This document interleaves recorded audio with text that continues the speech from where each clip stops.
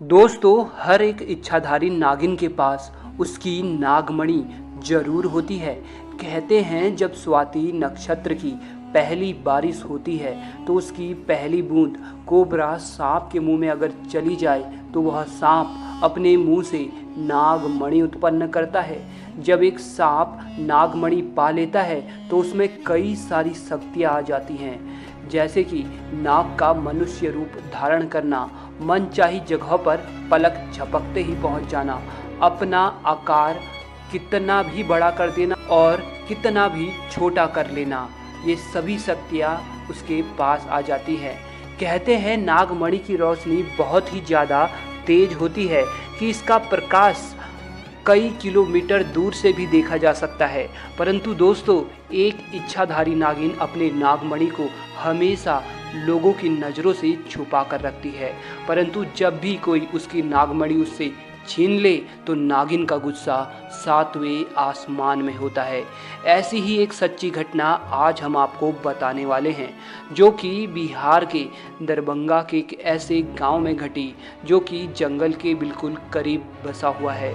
इसी गांव में सौरभ और गोपाल नाम के दो व्यक्ति रहते थे। दोनों की काफ़ी अच्छी दोस्ती थी और दिन के समय दोनों अपने बकरियों को चराने के लिए जंगल साथ जाया करते थे। उसी जंगल में एक इच्छाधारी नागिन अपने नाग के साथ रहती थी और अपने नागमणि की रखवाली करती थी। एक बार गोपाल की एक बकरी घने जंगलों के अंदर चली गई तो गोपाल ने सौरभ से कहा कि तुम आज मेरी बाकी बकरियों को अपने बकरियों के साथ घर ले जाओ, मैं तो अपनी उस बकरी को ढूंढ के ले आता हूँ जो शायद जंगल में थोड़ा अंदर चली गई है। उधर नागिन भी अपना भेष बदल कर तथा मनुष्य रूप धारण कर नाग को नागमणि की रक्षा के लिए छोड़ गांव में भ्रमण को निकल गई। जब गोपाल अपनी बकरियों को ढूंढता हुआ उस जगह पहुंचा जहां एक पेड़ के नीचे बने बिल से तेज रोशनी आ रही थी, उसे लगा कि कोई कीमती हीरा या फिर आभूषण उसके नीचे हो सकता है, तो उसने उस पेड़ की ही एक टहनी को तोड़ा और एक बड़ा सा डंडा बना लिया और उस बिल को जोर जोर से मारकर तोड़ने लगा। उस बिल को तोड़ते समय गोपाल बहुत तेजी से डंडे का वार कर रहा था, जिसमें से दो चोट नाग के बिल के अंदर मौजूद नाग को भी लग गई और नाग ने उसी समय अपना दम तोड़ दिया। जब गोपाल ने मरे हुए नाग को देखा और उसके पास तेज चमकती मणि को देखा तो वो समझ गया कि वो चमकती चीज नागमणि ही है। उसने पहले नाग को डंडे से हिलाया और यह सुनिश्चित किया कि नाग मर गया है या जिंदा है। फिर उसने जब देखा कि नाग मर गया तो उसने अपने जेब से रुमाल निकालकर उसके अंदर उस नागमणि को रख लिया और भागता हुआ तेजी से घर को निकल गया और भूल गया कि वो बकरी को ढूंढने जंगल में आया था और वो बकरी अभी भी जंगल में रह गई। इधर जब नागिन वापस अपने बिल की तरफ लौटी तो जैसे ही उसने नागमणि गायब पाई और अपने नाग को मरा हुआ देखा तो वह गुस्से में आग बबूला हो गई। उसने अपनी शक्ति से नाग की आंख में देखा और जान लिया कि ये हरकत किसकी है। गोपाल ने बहुत बड़ी गलती कर दी थी कि उसने नाग के शरीर को वैसे ही उस जंगल में छोड़ दिया था। अगर वह नाग के शरीर को उसी समय जला देता तो शायद नागिन को गोपाल के बारे में पता ही नहीं चलता। उधर गोपाल बहुत खुश था क्योंकि उसे दुनिया की सबसे शक्तिशाली चीज नागमणि जो मिल चुकी थी। गोपाल जब घर पहुंचा तो सबसे पहले उसने नागमणि अपने हाथ में पकड़ी और यह इच्छा जताई कि उसकी खोई हुई बकरी उसे मिल जाए। दोस्तों, चमत्कार हुआ कि अगले ही पल वह बकरी उनके घर के दरवाजे पर थी। गोपाल ये सब देखकर बहुत खुश हो गया। उसने नागमणि की सहायता से अपने घर को ही बदल दिया और अब वह गांव का सबसे अमीर इंसान बन चुका था और वह केवल और केवल नागमणि की मदद से। उधर नागिन अपने नाग का बदला गोपाल से लेने के लिए बेकरार थी, परंतु वह विवश थी क्योंकि गोपाल के पास नागमणि थी और वह तब तक गोपाल को नुकसान नहीं पहुंचा सकती थी जब तक उसके आसपास वो नागमणि हो। दोस्तों, कहते हैं कि इच्छाधारी नागिन बगैर नागमणि के भी कोई भी रूप धारण कर सकती है। अपनी इसी शक्ति का फायदा उठाकर नागिन ने एक सुंदर कन्या का रूप धारण किया और गोपाल किसी काम से दूसरे गांव जा रहा था तो उसके बीच रास्ते में बैठ गई और रोने लगी।